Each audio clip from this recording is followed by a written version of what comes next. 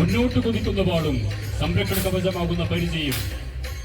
കളരിപ്പയറ്റ് ലോകത്തിലെ ഏറ്റവും പുരാതനമായ ആയോധന കലകളിൽ ഒന്നായി കളരിപ്പയറ്റ് കണക്കാക്കപ്പെടുന്നു. ദൈവത്തിന്റെ സ്വന്തം നാടായ കേരളത്തിൽ കാണപ്പെടുന്ന ഈ പോരാട്ട രൂപം ആയോധന കലകളുടെ മാതാവ് എന്നറിയപ്പെടുന്നു. വ്യായാമം എന്നർത്ഥം വരുന്ന കളരി, യുദ്ധം ചെയ്യുക എന്നർത്ഥം വരുന്ന പയറ്റ് എന്നീ രണ്ടു വാക്കുകളിൽ നിന്നാണ് കളരിപ്പയറ്റ് എന്ന പദം ഉരുത്തിരിഞ്ഞത്.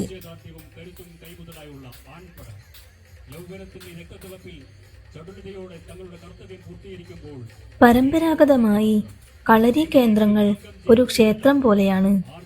4 അടി മണ്ണിൽ നിന്ന് കുഴിച്ചാണ് കളരി നിർമ്മിച്ചിരിക്കുന്നത്.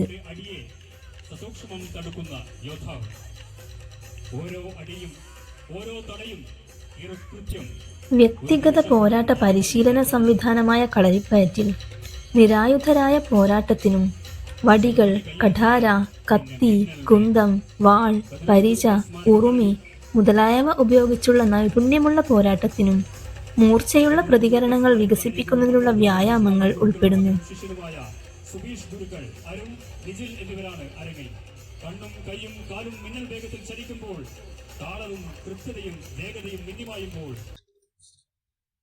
കളരിപ്പയറ്റിന്റെ ചരിത്രം.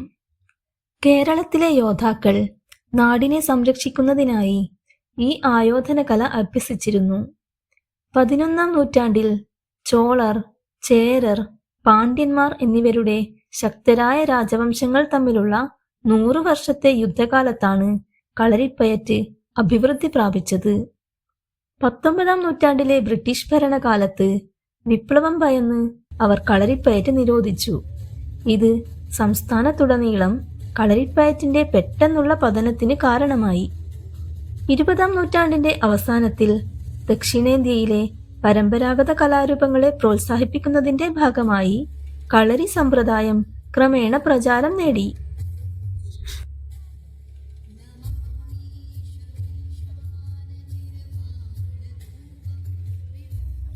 കളരിപ്പയറ്റ് ശൈലികൾ.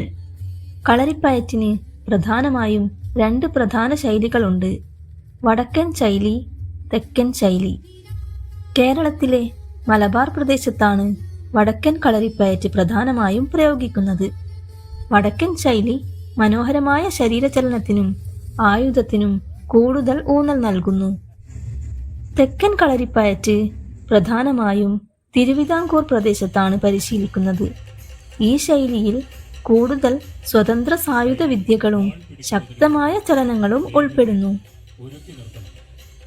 കരുത്തുണ്ടെന്ന് പറയാൻ എളുപ്പമാണ്, കരുത്ത് തെളിയിക്കുന്നത് കഠിനമാണ്. കാഴ്ചകൾ കാണാൻ എളുപ്പമാണ്. കളരിപ്പയറ്റിലെ പഠനഘട്ടങ്ങൾ. കളരിയിലാണ് പോരാട്ട പരിശീലനം നൽകുന്നത്. ശരീരം ചടുലവും മൃദുത്വവും കൈവരിക്കുന്നതുവരെ എണ്ണ തേച്ചാണ് ഇത് ആരംഭിക്കുന്നത്. കളരിപ്പയറ്റ് പരിശീലനത്തെ പ്രധാനമായും 4 ഘട്ടങ്ങളായി തിരിച്ചിരിക്കുന്നു: മെയ്ത്താരി, കോൽത്താരി, അങ്കത്താരി, വെറും കൈ.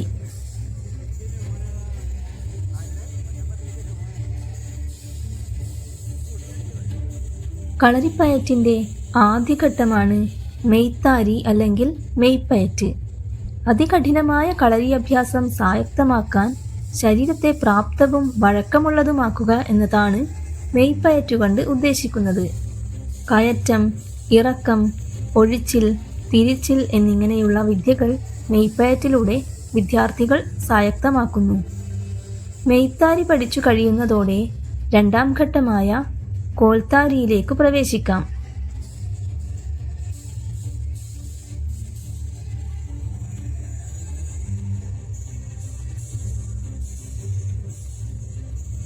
മരായുധങ്ങളുടെ പരിശീലനമാണ് കോൽത്താരി.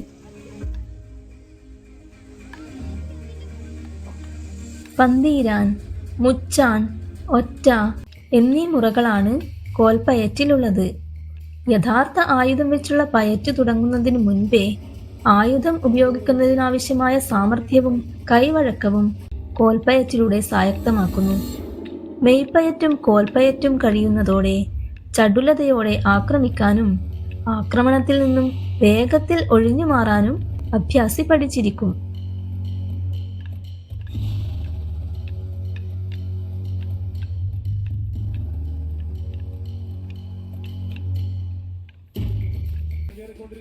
മൂന്നാം ഘട്ടമായ അങ്കത്താരിയിൽ യഥാർത്ഥ ആയുധങ്ങൾ വെച്ചുള്ള പരിശീലനമാണ് ഉൾപ്പെട്ടിട്ടുള്ളത്.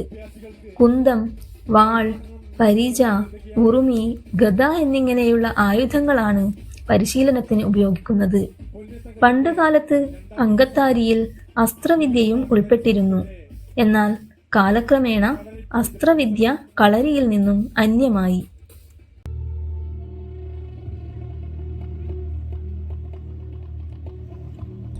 അഭ്യാസമുറകളിൽ നാലാമത്തേതും അവസാനത്തേതുമാണ് വെറും കൈ പയറ്റ്. ഇതിൽ വെറും കൈകൊണ്ടുള്ള പയറ്റും വെറും കൈകൊണ്ട് ആയുധധാരിയായ എതിരാളിയോടൊത്തുള്ള പയറ്റും ഉൾപ്പെട്ടിരിക്കുന്നു. ആദ്യത്തെ 3 ഘട്ടങ്ങളും പയറ്റിത്തെളിഞ്ഞവർക്ക് മാത്രമേ വെറും കൈ പയറ്റ് അനായാസമായി പഠിക്കാൻ സാധിക്കുകയുള്ളൂ.